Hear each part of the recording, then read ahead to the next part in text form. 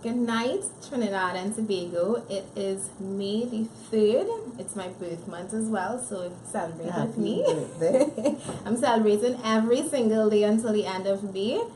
Tonight we have with us the lovely Chantal Monde. Mondi. You see, I did what Tony usually does. He pronounces a name, practices it, and then on air says the exact same thing that he promised not to do. So we have Chantal Mondi with us. Those of you who would have seen her on the live this week would have seen that Chantal went viral. You had over 40,000 views as of today. Oh my God. And just before I came, I was watching the show myself, and it was such a touching. Not your show, sorry, I was watching the live. It was such a touching and empowering live that, we had to have Chantal back with us. And I thank you so much for coming. Thank you for having me. Yes. Today was also SCA, and to all our peppers with kids, all the other children of TNT. Yes, we called it the abusive SCA, but congratulations, you made it. You completed the SCA, and I remember when I was the last year to do common entrance. I remember looking forward to the next two or 3 months. I think you usually get to do nothing. So enjoy that. It's going to be the best. And again, congratulations. Congratulations. On today. Yes. So we're going to dive right in, Chantal. Okay. Like I said, this week we all watched you, we heard you, we felt everything that you felt. I remember, and I was explaining this to you earlier, I usually don't get to watch the live videos during the week.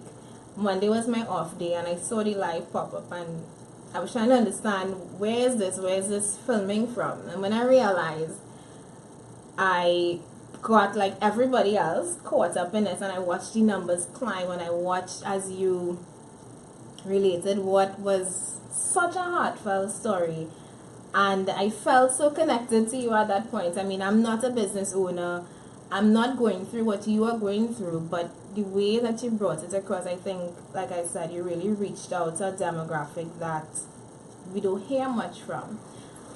I think that there's a little bit of a stigma attached to it, in the sense of, if you ask a business owner, when even I ask business owners in Long Circle and Mall, so how are you doing? First inclination is to say, oh great, sales are great. Mm-hmm. We somehow don't want to say, well, we're catching our tail, things are hard, until the currency issue comes up. Yeah. But things are very, very, very difficult for small business owners. It's a world apart from the conglomerates. And as I said in the video, I am very angry about it. Mm-hmm. It didn't help that Philip came and stuck a phone in my face and said, do an interview. Well, that was my next question for you. What led you to do this live? I don't think I had a choice at all. Not at all. He was in the mall. I was there with a client, and he said, gosh, you'll do an interview? I said, God, Philip, I have no makeup, Yeah. Sticks the camera, and next thing I know, we're live. He has a way of getting you to do these things that you didn't plan to do, but then you end up making an impact, like me doing this Frontline show. Thank you very much for Philip. So it was impromptu. But I mean, it came across so powerfully as well. What prompted you to be so open about the situation? By nature, I'm an extremely open person. If you ask me something, I'm going to answer you. I don't understand or see the sense in making up a set of nonsense that I'm not going to remember 10 minutes later that I said. It's been difficult in the sense of, you had asked me off air a little bit about my history. My history is that my mom is Italian, and my mother arrived here at the same time with Francesca Hawkins, who's in the media, Francesca Hawkins' mother, and she and my mother decided to do a high-end European boutique. Francesca's mom was Hungarian. And we opened in 1962. So we were the first boutique, the first high fashion, the first of its kind in the Caribbean. And it's a hard pill to swallow. If I had failed, because this has been my baby for 38 of those years. Yeah. If I had failed due to my own negligence, it's different. Yeah. You go in a corner, you cry, and then, you close the boutique, and then you pick up yourself and you try to find another, your second half of life. But I feel very strongly that I was forced into this. And I know many, many other owners closing their doors. And I don't think that this government understands small businesses is what carries economies. If you listen to any governments in any part of the world, they are trying to make the small businessman strive, because that is what empowers a nation. But we seem to think absolutely the other way around, and I don't get it, and I resent it. I resent the banks. I resent the millions squandered. It's wrong. It's just absolutely wrong. It's wrong to turn around and tell me, in my prime, that, you know what, you have no business again. Go figure something else to do. Resent it. At what point did you realize that this would have had to been an option for you? I knew it in my heart of hearts when the currency problem started. When we started to get jammed with the lack of foreign currency, in my case, I didn't study it much because I don't deal in US. I deal strictly in Euro. We import strictly from Europe. And then I figured, okay, I'm smarter than them. I would just jam my credit cards. Yeah. And then they got smart, and now they stop you with that. They tell you how much There's a limit now, right? There's a limit how much you can use. I was talking to a business owner this morning, and she's on her way to her trip, and they stopped her card, which happened to me as well. And I knew I hadn't reached my balance. Yeah. And I said, what do you mean my card is stopped? And they said, oh no, you've reached your balance for the month. I mean, that's insanity. I don't understand if people know that that is the beginning of falling apart. Yeah. When you start doing that to business people, and especially when it's so unfair, the system used. Actually not unfair, because I don't know what the system is. I don't know what the system is. You walk into the bank and you get 10,000 US. I walk into the bank, they tell me 100 US. How does that work? Who's determining that? Well, funny you say that. I was telling you this off air that I'm traveling next week. Went to the bank yesterday. One Woodbrook for citizens was minutes to 5. They close at 5. And I just thought I'd try my luck. Hi, can I have 100 US? Sorry, you have to be here by a certain time in order to get US. So what does that mean? So if you have to apply for business day to ensure that you're in the bank by 10 o'clock, if that's the limit, to get US just to go on, and you have to give them your travel dates. You have to and all show of these them. things that you hear about, and until you have to go through the frustration of actually getting the currency, you realize just how much of a failure this system is. And like you said, what system is it? Because if you know somebody, you can get. If you don't, I heard at I saw there was a businessman's meeting that was televised, and I saw it on the news, and one man stood up very angry, and he said, it's ridiculous. How do you expect me to operate my business with 3 million US a month?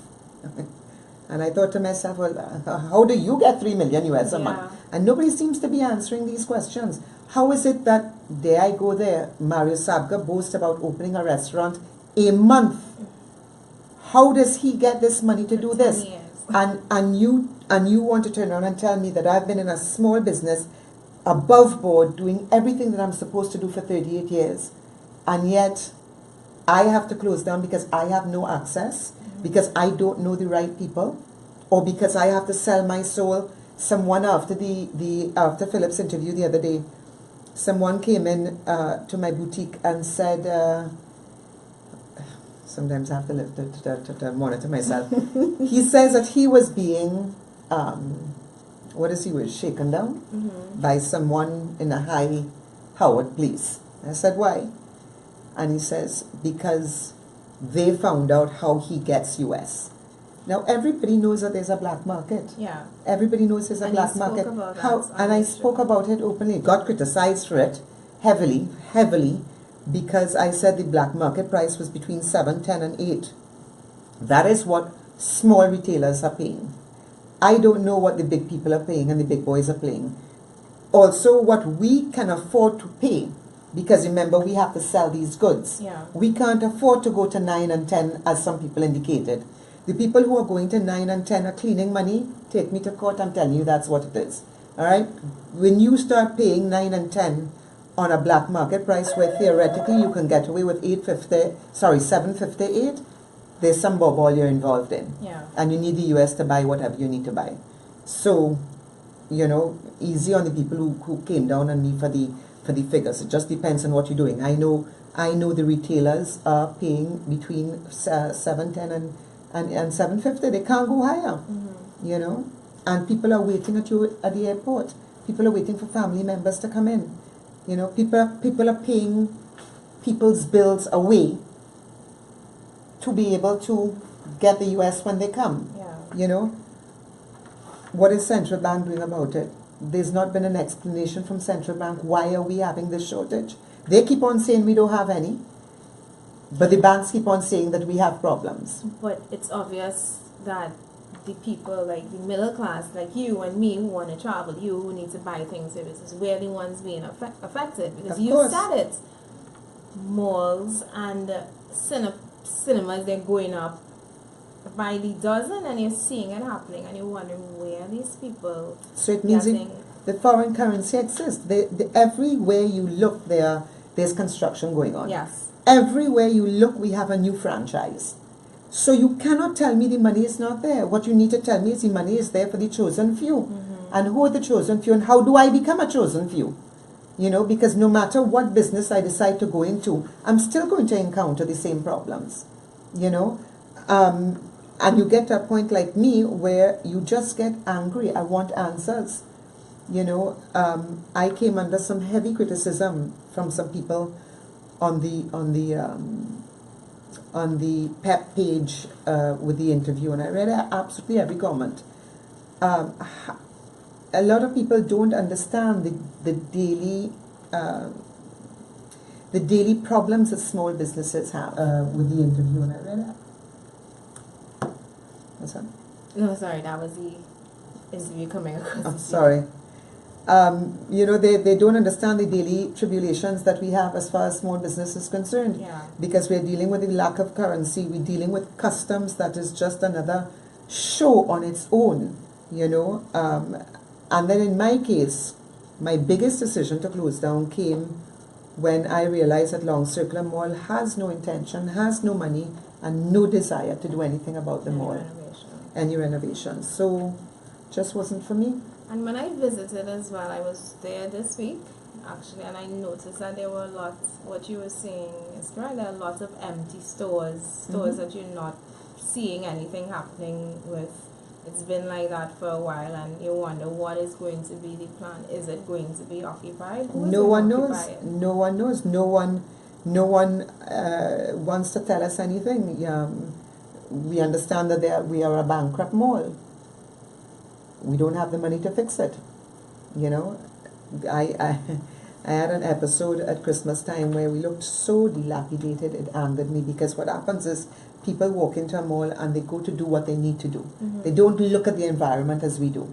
And if you looked at the doors were all chipped. The paint is falling off. It's red paint looking disastrous. Several letters from the Long Circular Mall were all off. And I went to the office and I said, look, paint these doors because it is offensive to me now. Yeah. I understand that I have a contract with you to pay you rent, but you have a contract with me to keep these premises to a decent standard that will bring in decent people.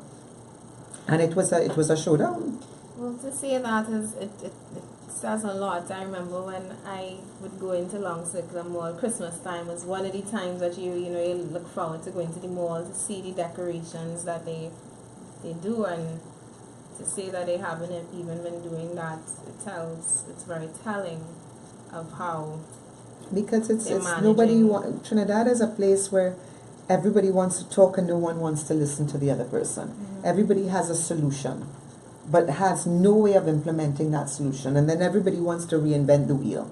And it gets back to the nation and the state of the nation. That can't happen. Yeah. That can't happen. I was horrified to see on the TV6 Facebook page Someone asked a question about is it time for Kamala to come back in?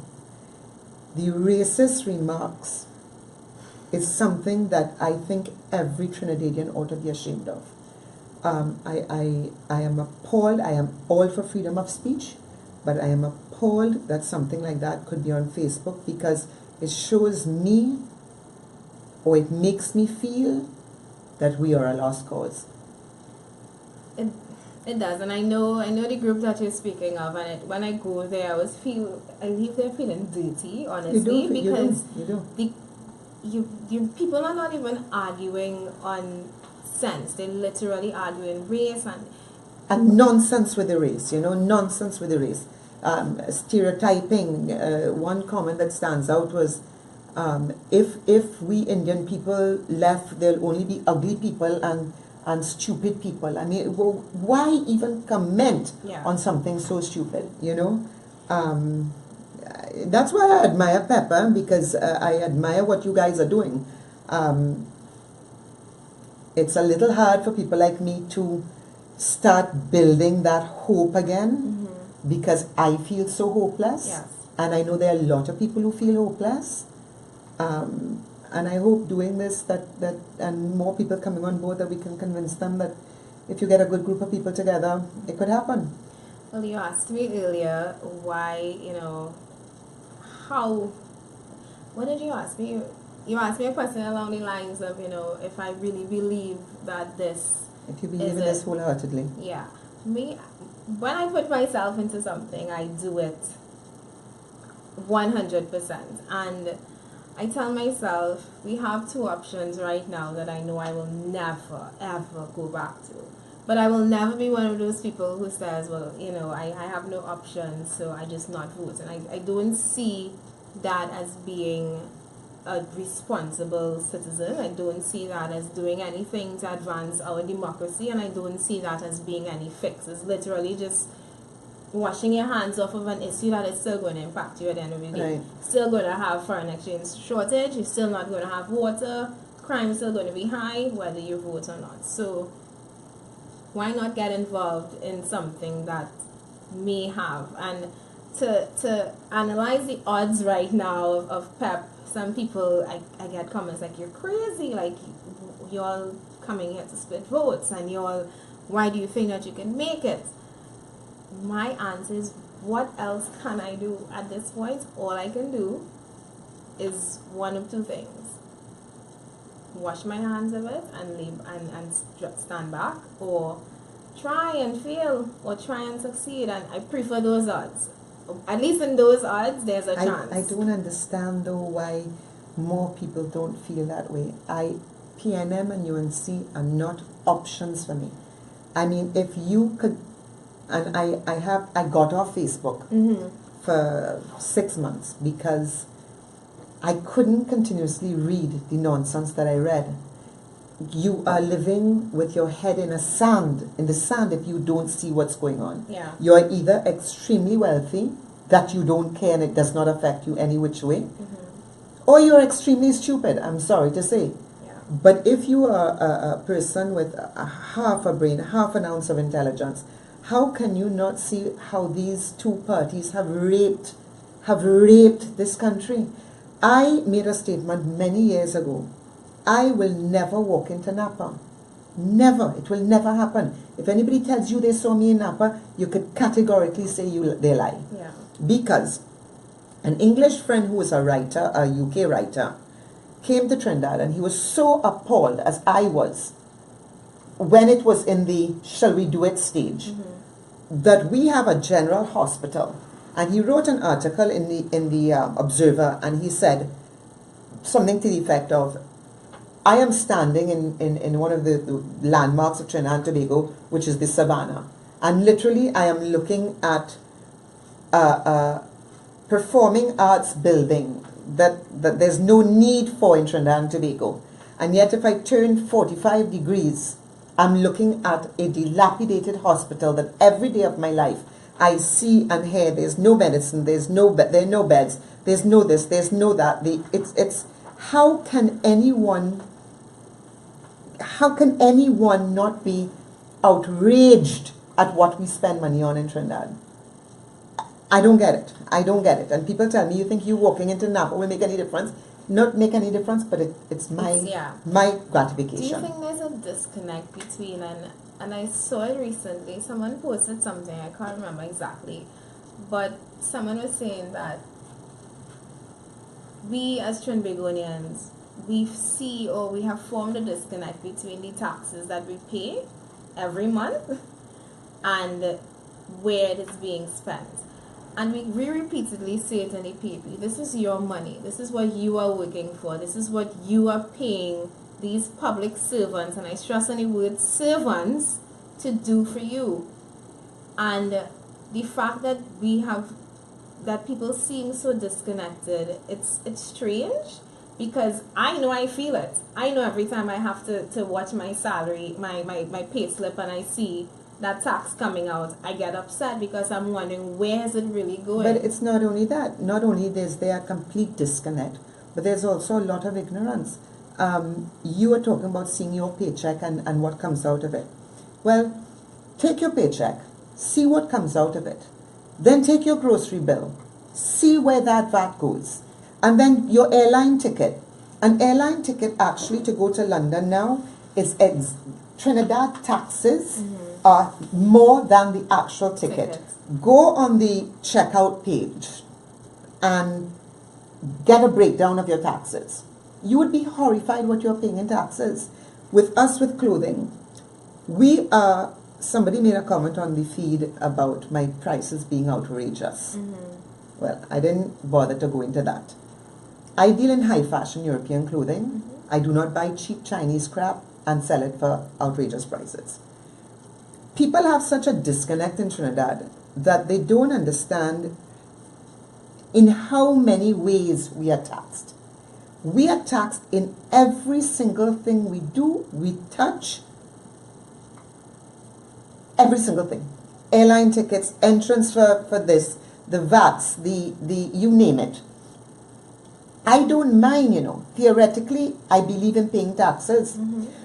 But if I have nothing to show for those taxes, and I am living in a nation of 1.4 million people, and let's do some maths, which I am terrible at. Let's take out 500,000 for pensioners, children, the disabled, people who don't work. We're playing now with what? 900,000? No. All right? Let's say we're talking about 900,000 people. And for 900,000 people, we have not a proper transport system. We still can't get to Tobago, which blows my mind to pieces. We have a medical system that is a scandal. My mother died in 2008 and I flew up to Italy. And I can't lie, when I walked into the facility, which was massive, for 1 second, I thought, oh my God, what is this going to cost? For just 1 second, is your mother. It was like a 5-star hotel. That was their general hospital. I could eat off the floor. I had never seen anything, and I mean, I can go into an entire show what happened, because she was in a coma for a month, and what the doctors did for her, and etc. It was fascinating. Yet my only option is this general hospital in Trinidad and Tobago. Where my taxes go in? What do you have to show me? What can you show me to make me feel, okay, you know what? It's been worth it. Yeah. And I have no kids, so theoretically I shouldn't care.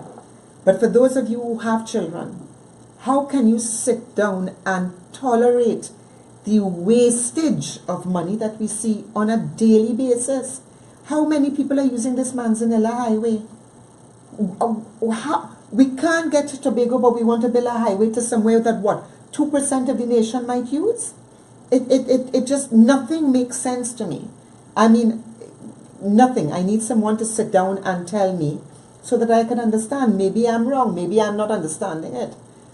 I don't understand how there's not outrage. People are outraged with crime in Trinidad. I am not. I don't understand how we don't have more crime. There's such a disparity of income on a level that is just blow mind to me that a multi-billion-dollar company can state what their pre and post profits are, and yet you are still paying someone $15 an hour to do a job. How is that right? You know? Sorry, don't get it. Don't get it.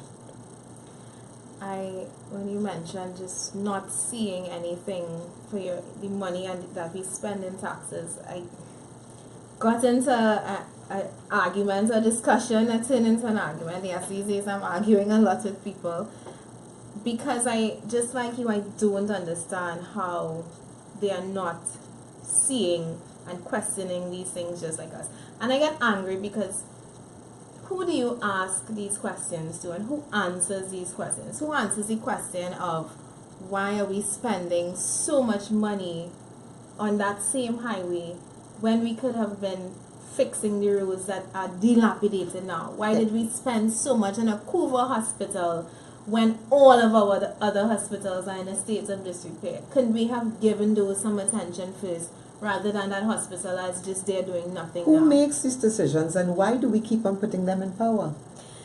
Good question. Guys, tonight we are taking calls. If you want to call in, give your opinion on the topic that we're talking about. If you do want to ask Chantal any questions or myself, the number to call in is 769-4590. We'd be happy to hear from you. In the meantime, we will continue our discussion.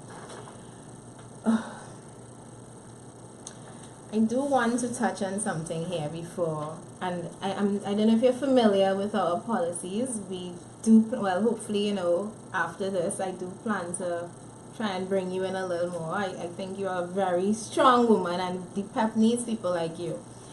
Our number 13 and our 21 policies, and I'm going to read it out for those who don't know. Regulate the financial sector. Interest to be paid on depositors' funds at rates set by central bank. Last time I got any interest on anything that I deposited, it was around the tune of 10 cents. Yeah. I mean, I don't know if that's an indication of how much money I have in my account. But I look at that and I say, you know, at the end of the year, you get how much interest you made for me, and I laugh when I see it's like $3 or $4. I can't, interest to me is not even, I don't even consider that anymore. Have you ever looked at the fees? Well, that one, we definitely, I definitely have a lot to say on that one. I can't. Oh, we're getting a call. Good night, miss. Good night, and how are you? I am good, Janice. Oh, you know I have to call in. Of course, yes. Because having just experienced a medical situation, you know, and having to go through the hoop in order to get well, I think that my experience is worth a good mention. Mm-hmm. I just want to mention, Felicia, you have to call out the number again to your phone, because what I heard was 4990 instead of 4590. Okay, I will. Yeah? Okay, great. Miss Mondi. Hi. Hi, how are you? I'm fine, thank you. Hope you're getting better. Oh, yes, definitely. I mean, the doctor has given me 28 days sick leave, but I can't stick around in a room for 28 days. You know? We could change places, I you know. doing other things. Janice is messaging us to come back to management meetings. I said, did you get a clearance from your doctor for that, ma'am? Don't be telling fibs, huh? No, listen, I will be, you know, nothing, as she told me, no heavy lifting, no exertion, you know, don't try to run a 5-mile marathon, right? Just do what you have to do, and, you know, take things easy, take it light. Yes. Yes, We need definitely. you back too. I'm really sorry I saw the video with Chantal and Philip sometime today, you know, where she was talking about the business and, you know, having to close and what's going on in the country. I know it's really, really sad to see what's going on right now. A lot of people are having to close their doors because they can't get the foreign exchange to buy the goods. And what I realize now is that a lot of people are going China to purchase for their stores, which is very interesting. Yes, but how are they doing that? Right. Well, that's a good question because obviously there's a method by which to do it. And if I recall correctly, there was a young lady who was offering her services to business people who wanted to do business in China. So she was, like a go-between with the various factories and so on. You just have to contact her, and she would set up everything for you and so on. That's how I believe it's being done. No, but I don't mean that. I know how it's being done, but at the end of the day, I don't believe that China takes TT dollars. So we still come back to the problem of the currency. Yes. When I clear my goods, because I have had custom brokers who have ripped me off left, right, and center because there's that ball going on all on its own. But when I started to clear my own goods, what I see in customs, I tell you, it's unbelievable. Containers and containers and containers of $1 and $2 items coming in from China. Just looking at the building that's being constructed in Marval is going to tell you the impact that the Chinese are going to have on Trinidad and Tobago just now. And I personally think that's something to be a little concerned about, but that's just me. Correct. Well, I mean, if we look at the Cuba hospital, I think we are supposed to be paying them for that. They ain't get that for free. Yeah, well. So it's really sad. And I'm really hoping that a lot more of our citizens are waking up and really seeing what's going on and asking the questions that need to be asked. Well, I think that we are calling myself we already as a Pepper. I think that you are Pepper. I think that anybody has to start. Everyone has to start taking an interest in Trinidad and Tobago. Correct. I think that people have to understand the power that they have. Now, it frightens me, and I was actually thrown out. I think I was thrown out of a group, which was about, I think it's True Trinis discussing something, right? Now, at the end of the day, when I have come home and I'm frustrated because the bank has frustrated me and the mall has frustrated me and people have frustrated me, and I come home and I read something like 100 people posting about the size of chicken and the bad service at KFC. It blows my mind. It blows my mind. You are telling me that nothing that you read in the papers today concerned you enough to write about it, but the size of the chicken or the bad service or the girl shaking her head is what pissed you off today. And your biggest issue is KFC. So I had to say something. And when I said what I had to say, I came under some very heavy criticism. And I still maintain Trinis have learned to get their priorities in the right place. I don't even know if I'm allowed to say we have our priorities up our butt. And we need to change that. And we need to change that to young people as well. Educate young people. Get young people involved. Because I think a lot of people, friends of mine including, it's like flagging a dead horse. PNM till I die attitude. I'll never get it, but we all know people like that. But Trinidadians need to understand the power is in our hands. Oh yes, and that's something that we don't get. If you're concerned with KFC going up $3, guess what? Eat a blasted roti. Agreed. Yeah. Show them one day. You want to raise it $3? Good. You're losing $2 million this month. Correct. But we don't get it. No. And we say it, we say we have the power, but nobody going to do it. And I ask everybody who say that, so why don't you do it? Because the Trinis need, when this Me Too, changing topic for a little second, when this Me Too movement came in to the States, and then in Trinidad, everybody, Me Too, I absolutely refuse to be part of it, and I'll tell you why.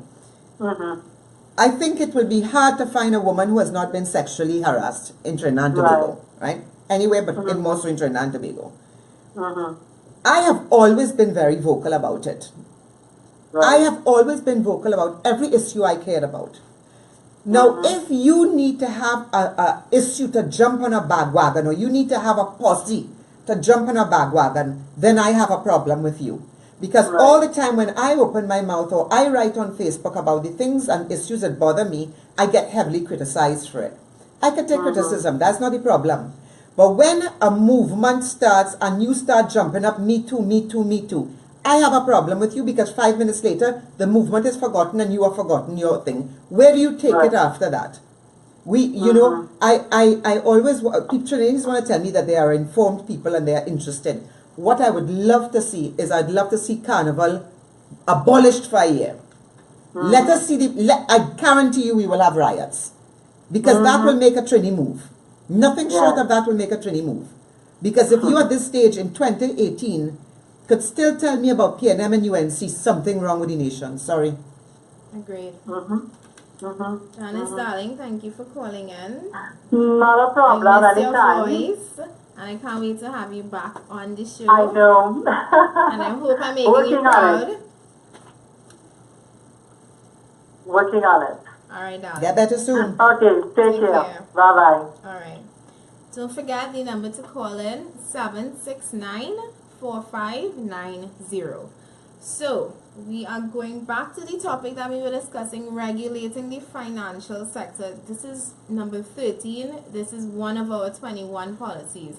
This greatly impacts the middle class because, like I was just saying, interest is something that we don't get anymore. But fees are something that we see every month. And I remember when I just noticed that Republic Bank, and that's one of who I bank with, was taking out $20 every month from my checking account. One, I didn't know that they had started doing that. According to them, when they called in, they had started to advertise. I seem to miss all the ads clearly, as well. I missed all the advertising. Now, when I'm on Facebook, I see ads from them all the time. Nothing said we are raising we are implementing a $20 fee. What you see are the ads that says, come and get approved in 10 minutes for a mortgage. Loan approved within 24 hours. And I remember they did one particular ad and they said, imagine how much you can save if you did XYZ. And my comment under it was, imagine how much I could save if you didn't take $20 out of my account every month. Good for you. Everybody ignored their post and came and liked my comment because it makes sense. They are taking way more from you than they are giving. You are literally paying them every month to hold your money. Your money. I'll give you an example as a businesswoman who got into trouble. And where you get into trouble is that, so you have your business. Now, fashion is a thing that it has to keep on moving. I go to Paris 3 times a year to do my collections, and I do once a year my swimsuit collection. Because the economy worldwide has changed so much, credit in fashion is pretty much gone. You have to pay 30% up front. And remember, these are orders that if I place my order now, I get the order in about 9 months. So you're already out 30%. And you hope that you've chosen well and you hope that the sales are good. So when this issue of foreign currency started happening, a lot of people like me had to play catch up. How do we do this? So you put 30% on your credit card. You have to wait, hope sales are good in the meantime with the stock that you have. The goods arrive. We are taxed if you do things the right way and you don't buy the cases of champagne and the cases of scotch and etc. But if you do things legally, the fees are very high to clear goods. As I explained to Philip, when we have goods arrive, and let's say it's $100 of the value of the goods, we are not paying 20 and 25% duty on the $100. We have to pay on the insurance and the transport. I air freight. I don't sea freight. So we have to pay the duty on the goods, the transport, and the insurance. And then that figure is VATable. So the figure, we always ask, where does that hidden little percentage go? Yeah. You know? So anyway, so you start packing the things onto your credit card. And then they start stopping you stop getting They seize your card, not seize your card, if you know what I mean. They put a stop on it because you've been spending too much, in my case, euro, in many people's cases, US.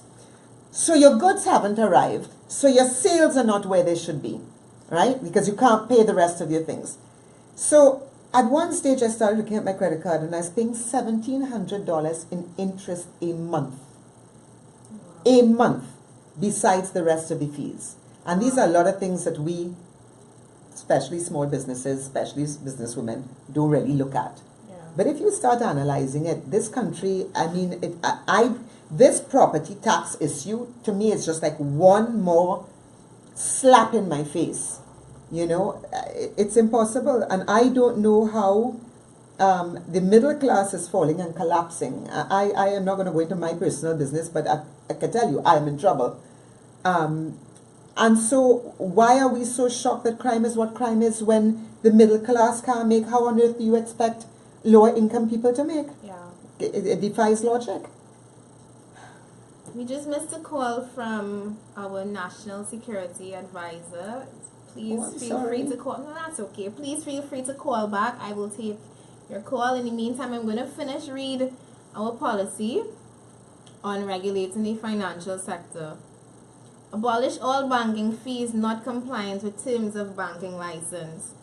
I won't get into that now. Open the banking sector to international competition, definitely needed. Cap the spread on foreign exchange, definitely needed. The difference between the prices for buying and selling foreign exchange puts an unnecessary 10 to 13% tax on the economy. Capping it to under 3% will save billions of dollars lost to artificial inflation and profiteering. Black market for US now is a big... I remember when I walked into the airport and I saw the Forex place that they have there selling US for $8. And I was shocked. Hughes.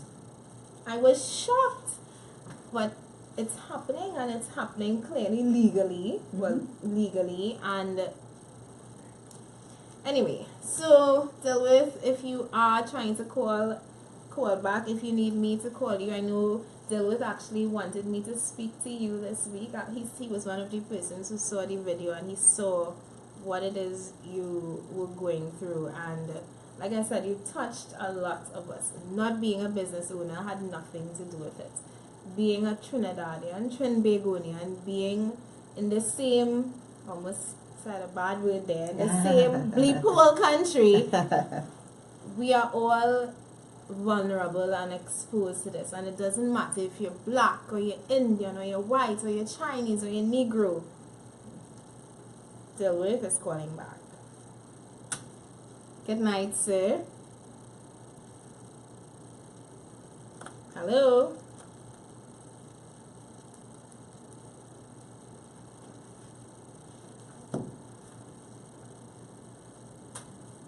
We're not getting through, so I will try to call you back, okay?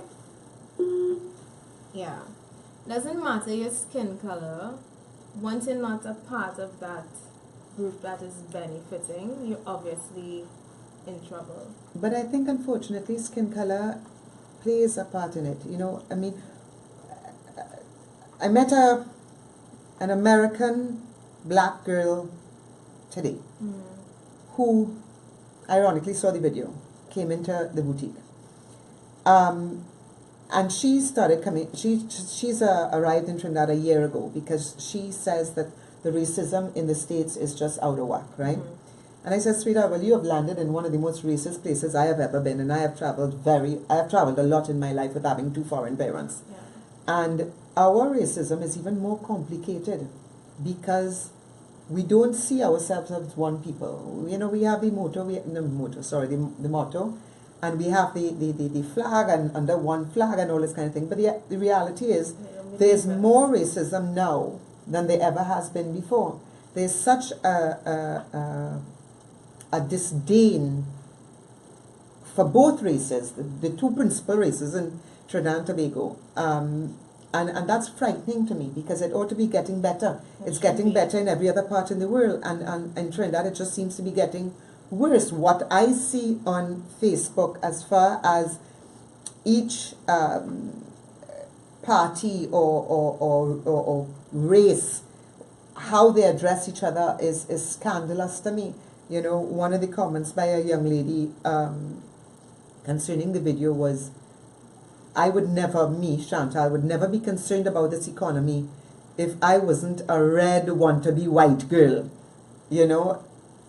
And I broke my own promise to myself that I wasn't going to answer anybody. And I did, because I told her, you're barking up the wrong tree. Don't bring that racism crap by me. I don't want to hear it. I don't care what color you are. Speak intelligently and I'm willing to listen. If you think that for some reason Pep is wrong or has bad values or wrong values in one area, talk. Let's talk. Yeah. That's what it's about. I get vexed with Philip. Sorry, Philip. I get vexed with Philip because I don't agree with 100% of what he says. But as I told him, you know, I am on the verge of two things. I'm on the verge of three things. Either we need to get UNC and PNM out, or we need to beg the Queen to take us back, or I need to get out of Trinidad. Because I can't do this anymore. Forget my business. That's not what we're talking about. I can't do this anymore. I cannot see races at each other's throat. I can't see racism getting worse and worse on a daily basis. I asked a man very politely the other day. Okay, I've now learned to shut. Hello, good night, caller. You are live. Thank you for calling in the front line. Who am I speaking to? Hi, Felicia. This is Dilbert. Hi, Dilbert. Oh, so you got us on the... We're hearing you loud and clear now. All right, great. So I just wanted to call in briefly. First of all, good evening to all our viewers, and in particular, I want to officially welcome Chantal to Pepperland. Thank you. Yeah, it's don't ignore it anymore. Just give in. You're a pepper. You are a pepper. What I wanted to briefly, because I don't want to tie up the line so that other callers can call in. What I wanted to speak to real quickly is the point that Chantal made regarding the erosion of the middle class.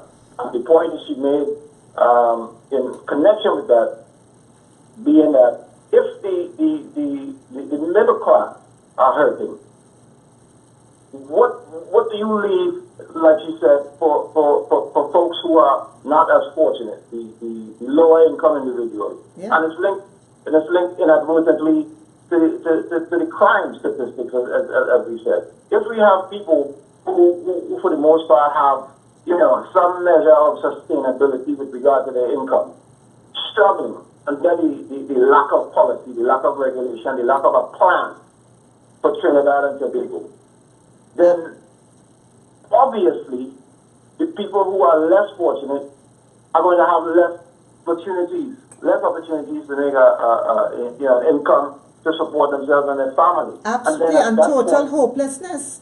Total hopelessness. How does a man, I met a man who works in Long Circular Mall, who has been working with Long Circular for 20 years, and he makes $5,400 a month. How does a man sustain a family like that? When he sees the CEOs of companies driving and changing their BMWs and Mercedes-Benz every 2 years. You know, and then you wonder why there's crime. Exactly. And when normal thinking people who are struggling recognize the disparities, and like you said, perfect point. They look around and they see the people that they work for, they see the politicians, they see the businessmen who we know for a fact are directly connected to the government. Their contracts are almost guaranteed, and they're living high, and high on the hog, and the ordinary man on the street need to suffer based on lack of government policy. That's why the Progressive Empowerment Party, our focus is to provide hope and opportunity. If people are granted the opportunity to get a step up in life, government policy. Number one, the policies, each and every policy that you see that the government of Trinidad and Tobago has, the present and the past government have or don't have. The policies are not rooted in how can this policy affect everyone, across the board, with a view to leveling the playing field, with a view to raising the standard of living of every Trinidadian, then the policy is flawed from the beginning. Yeah. And we have to get back to that place where we are concerned about every single individual. I don't understand how the 1%ers, and I think it goes to the post that I posted recently. These people are prepped. If this thing falls apart, if it fails, they are prepped and ready to hop on a plane and leave. Of course. Okay? Of course. The average man can't get away. They know that it's not sustainable. They know that if they drain, if they extract through taxes and horrible policies, they continue to extract the little bit of income that folks have. It's not a sustainable policy, and it's going to fall apart, and we are going to end up like Venezuela. We are going to. We're going to end up like all the poor countries in the world. The people, I just don't get it that the powers that be don't understand that income, revenue, apart from the oil and the gas, and we could talk about that all day long because we need to diversify, but if the public purse is not able to be fed by the people of the land, how on earth are we going to survive? Absolutely. You know, but if So the people... that's my point. I just wanted to add that, and let me just reiterate again. Welcome to Pepperland. You are a Pepper. Have a good night. I'll free up the line to give other people the opportunity to call. Thank you for calling, Elvis. On point as always. All right, bye. Thank you. I mean, he said it. If we feeling it here, and we are the so-called middle class, what are they feeling? What are the people who don't have the opportunities experiencing? And you said it. That no wonder people turning to crime. People criticize me a lot for saying it. I am shocked, and I know I'm going to get pumped for this. I'm shocked crime is not higher. I really am, because a lot of the crime that you see, a lot of the crime that exists in Trinidad, I don't have the statistics, so theoretically I shouldn't say this, but I believe a lot of the crime is associated with the drug trade still, the guns, territorial, gangs, etc. Jamaica, however, you could walk down the road and get shot just like that. Yeah. It is happening in Trinidad too, but not at the level that it is happening in Jamaica. But we are going to get to that stage. When you tell a grown man, grown woman, that there's no hope, you don't understand the depth of despair that person goes through. And yet you see everyone else seem to be prospering, that in my view, crime pays in Trinidad, and it pays big. It does. So why not become part of it? And to change an entire nation's mindset is going to be extremely hard. That is why I think that PEP has it's an uphill. You have to first change the mindset, you know. Look, people, if you don't like the policies, if you don't like the man himself, you don't like something about it, cool, vote him back out. That's our right. But we have to understand that we need to give somebody else a chance. UNC hasn't done it, and PNM has not done it. It boggles my mind how that is just not understood, you know. I know you're going to be amazed at this, but we only have 5 minutes left for Oh, this gosh. show. Yes, this hour, it passes and people are like, oh, it's been an hour already. We have enough time to take one more call if anybody wants to call in. 769-4590, that's the number. Chantal, every week we have guests who come on the show and we touch on different topics. We discussed healthcare last week. The week before that we discussed agriculture. And it boils down to one, it's always the same point that we reiterate, which is that with everything that we touch on, clearly things aren't working. Clearly. It's falling apart, and I don't run around and say the sky is falling. I'm not all doom and gloom, but to be ignorant to the fact that things around us are getting worse, to be ignorant to that fact, I think it's irresponsible. I think the perfect word. It's Perfect very word. irresponsible, and that mindset thing that you talk about, it's really an uphill battle. And when we have our Saturday meetings and people come in and they debate and they ask questions, I feel I'm getting a call from New York. This would be our final call for the night. Hello, good night. You are live on the front line. Hello, good night, Felicia. Good night, Chantal. This is Ali. Hi, Ali. Hi. Hi. Chantal, I just want to say that I commend you for speaking out Thank you. because, you know, you have to be a woman of integrity and a woman of strength to say what you said in that video and also to come tonight to expose your business to a certain extent, but generally to show the light to Trinidad and Tobago what is happening with small business owners. Thank you. What I would like to add to this conversation is the fact that, you know, you made a very poignant contribution about, you know, when the middle class is failing or crumbling, what about the man below? Now, the social services in Trinidad and Tobago is next to non-existent. And when you think about a country not having a safety net to catch people who are falling, it points to crime once again. Absolutely. Now, this is something that is very near and dear to me because, you know, that's the sector that I work in out here in the U.S. And what I'd like to say is that too many people are living below the poverty line. And when a business like yours closes down, what people fail to realize that people who work for you, the workers, lose jobs. Right. So in an economy where it's hard to find work, and a store job is what balances the scale for some people because they don't know anybody. You know, they're just a regular person looking to make a dollar to take care of their family. Yeah. It's a domino effect. So you're out of business, and your workers are out of business, and you know the dollar is not circulating in the community. And we need to understand that when we talk about politics as a pep, people tend to say everything to you is politics. I tell them politics is everything. It is. Yeah. And I don't want to be long because I know you all have to close off. And like Dilwood said, welcome to Petland. we embrace you and we welcome you because you are a Petland. Good night, Chantal. Good night, Felicia. Night, Good night. night, Ali.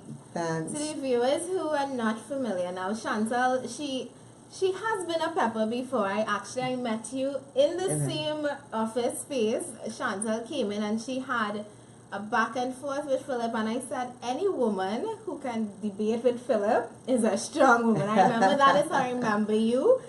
And seeing you on this video on Monday just reinforced the fact that you are and I know we seem like we kind of probably hugging it too tight right now, but when we find strong people who are willing to speak the truth, even though it's a painful truth, even though it's a scary truth, even though it's a truth that would piss off and anger other people, it's people like you that we hold on to, because it's not, you said it earlier, how do we motivate the people? It's not often that you can get those willing to stand up and say out aloud. It's so important that we do stand up, because I mean it's not going to improve if we don't speak out. It isn't. You know.